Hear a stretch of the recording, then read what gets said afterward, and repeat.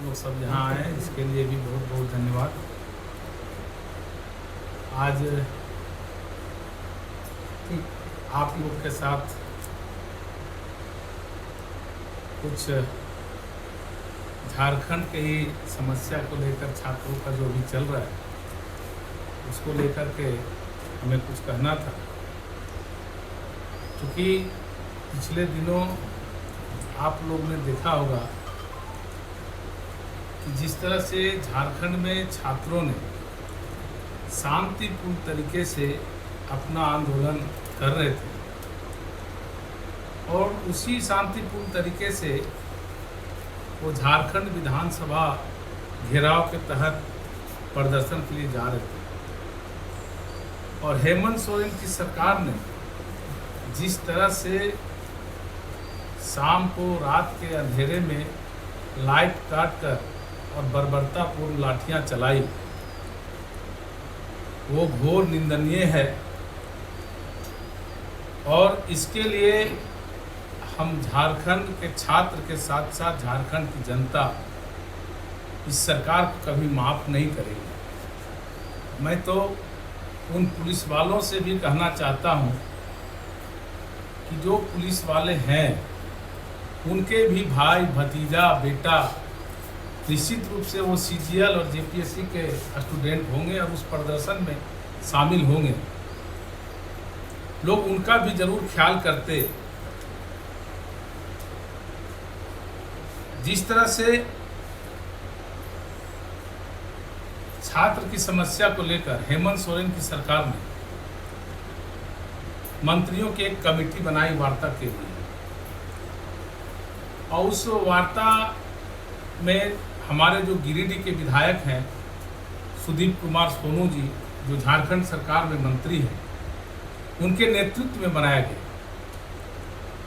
हम तमाम गिरिडीह विधानसभा वासियों को बहुत गर्व हुआ कि हमने जिसे विधायक बनाया है, जो हमारे जनप्रतिनिधि हैं, वो झारखंड सरकार में मंत्री हैं और उनके नेतृत्व में अगर छात्रों की समस्या का समाधान हो जाए, हमारे छात्रों का भविष्य का जो उनका डिमांड है अगर वो पूरा हो जाए, तो निश्चित रूप से गिरिडीह विधायक के साथ साथ हम गिरिडीह की तमाम जनता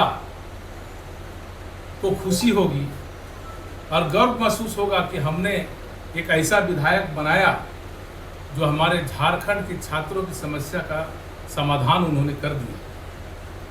लेकिन ठीक इसके उलट उन्होंने छात्रों को भटकाने का काम किया। लगातार 2-3 बार वार्ता किया और भटकाया, और ये सारा दोष भारतीय जनता पार्टी के ऊपर मढ़ दिया कि भारतीय जनता पार्टी के लोग ये समझौता होने देना नहीं चाहते।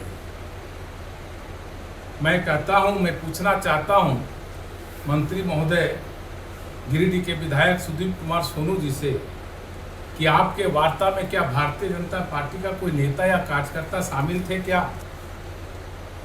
जब हमारे पार्टी के कोई नेता और कार्यकर्ता शामिल नहीं थे तो भारतीय जनता पार्टी कहां से आई?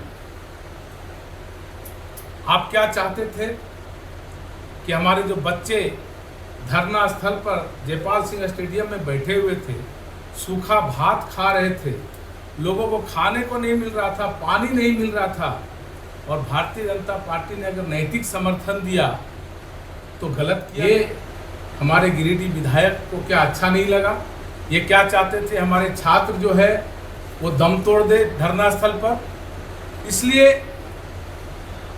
जितना शुरू में गर्व महसूस हुआ गिरिडीह विधानसभा जनता को, उतना ही वार्ता के बाद शर्म लगता है कि हमने एक ऐसा जनप्रतिनिधि चुना, एक ऐसा विधायक चुना जो गिरिडीह विधानसभा का नाक इन्होंने कटा दिया। आपको मालूम होगा, सबको पता है कि जिस तरह से छात्रों का डिमांड था कि भाई जेएसएससी, सीजीएल जेपीएससी की परीक्षा जो टीडीपीएल के द्वारा लिया गया है उसको आप रद्द कीजिए और सीबीआई का जांच कीजिए। इन्होंने कहा कि हम सीबीआई जांच नहीं कराएंगे, हम सीआईडी जांच कराएंगे।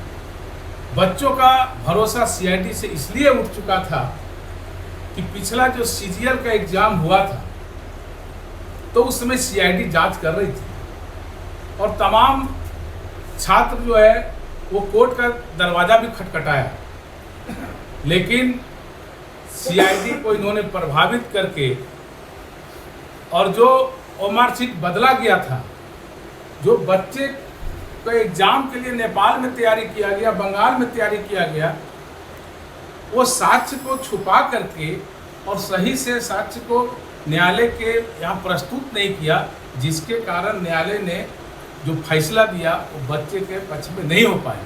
इसलिए सीआईडी से लोगों का भरोसा उठ चुका था, इसलिए सीबीआई जांच की मांग करें। मैं एक आपको उदाहरण देना चाहता हूं। 2000 में निरसा के विधायक गुरदास चटर्जी की हत्या हो गई थी। उस समय बिहार था और ठीक 6 महीने के बाद झारखंड अलग हुआ। और जब झारखंड अलग हुआ तो बंगाल के एक एमपी ने, सीपीएम के एमपी थे, उन्होंने धरना दिया था निरसा में। और धरना देते हुए उन्होंने कहा कि नहीं, गुरदास चटर्जी की हत्या की जांच सीबीआई से। उस समय तत्कालीन मुख्यमंत्री आदरणीय बाबूलाल मरांडी जी झारखंड के मुख्यमंत्री थे। उन्होंने बात किया, बोला भाई धरना समाप्त कीजिए, क्या बात है। तो सांसद ने कहा कि नहीं, हमें सीबीआई जांच चाहिए। कहा कि हमारी सरकार तो जांच कर रही है, सीआईडी से हम जांच करवा रहे हैं। लाइव लगातार के वीडियो को लाइक करें, सब्सक्राइब करें और बेल आइकन को दबाना न भूलें।